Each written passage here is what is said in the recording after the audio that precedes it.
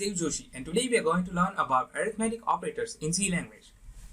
The operators plus, minus, multiplication and division work similar to normal world. So let's create a program for all the operators.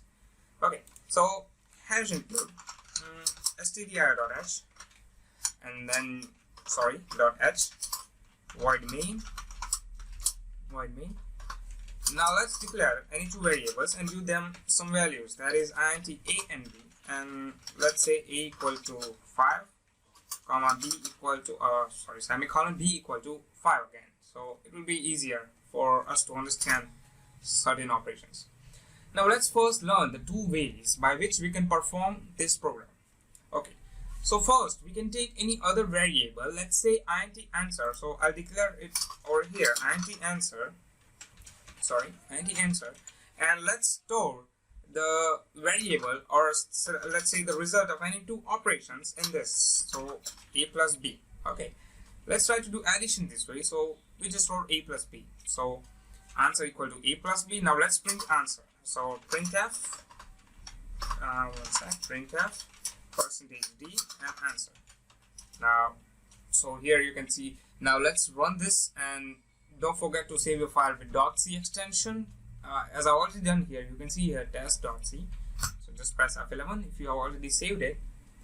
So here you can see that answer is printed. Okay, so now let's learn the other way by which we can do this. So the other way is we won't be using the third variable at all. Now this, okay, in this method we'll print directly into the printf statement. Okay, a plus b. So here you can see that, let's run this F11.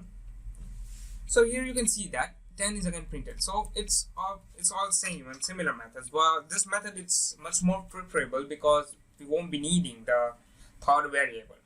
Certainly you can use any of the method, but it is advisable to use less number of variables in your code. This will decrease the execution time and memory requirement. Now let's perform all arithmetic operators on these two variables. We have already done addition, and so we will move forward with subtraction. Okay, and here you can see that we will have multiplication, and here we will have division. Now let's just put this \n in front of every printf statement here and here. Now let's do one thing, that let's try this, add is 2, so it will be a lot easier for us to differentiate between all those. Okay, multiplication is 2 and then division is 2. Okay, now let's run this.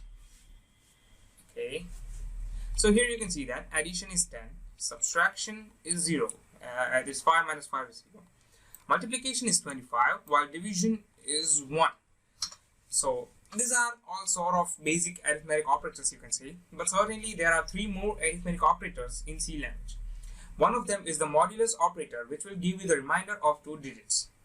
This modulo operator is nothing but percentage sign. Okay, so let's try that out. Percentage, and we'll say remainder is %d. Let's run this program. Okay, so here you can see that remainder is 0, as in case of 5 by 5.